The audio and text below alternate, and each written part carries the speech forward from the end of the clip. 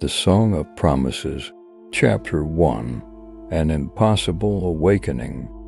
John's head felt like it had been cracked open and stirred up with a blender.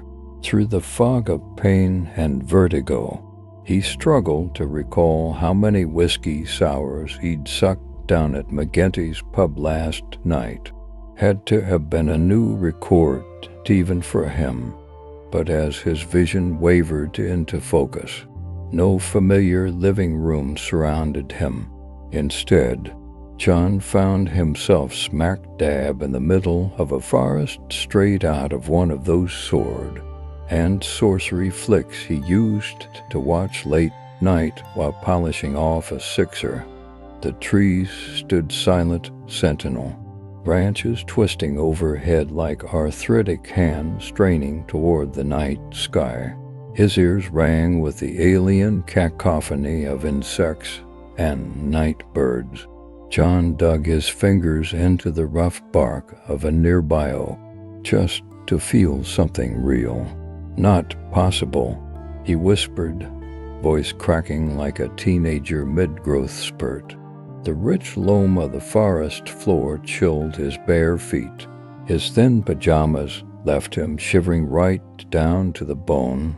John clenched his eyes shut and counted to 30, willing his mundane living room to reappear when he opened them again.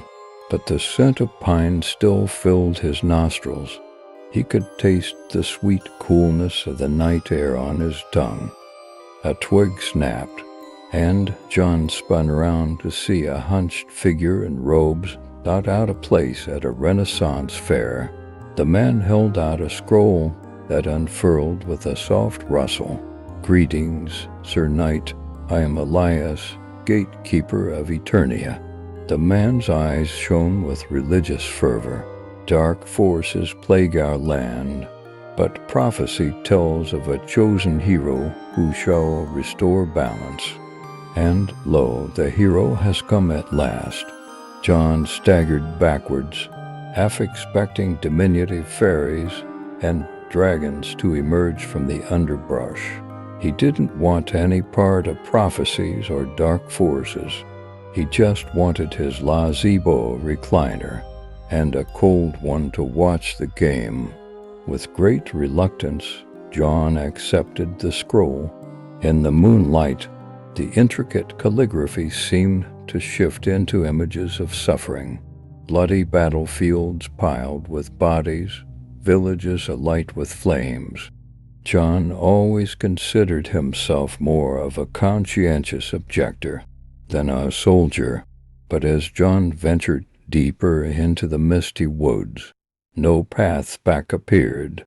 He shuddered as the shadows seemed to cling to him, beg him not to leave. To turn back now would surely mean the end of everything. John soldiered onward, the crackling parchment gripped tight in one hand, his unfamiliar sword heavy in the other. He longed to wake up from this nightmare, yet something deeper called him forth.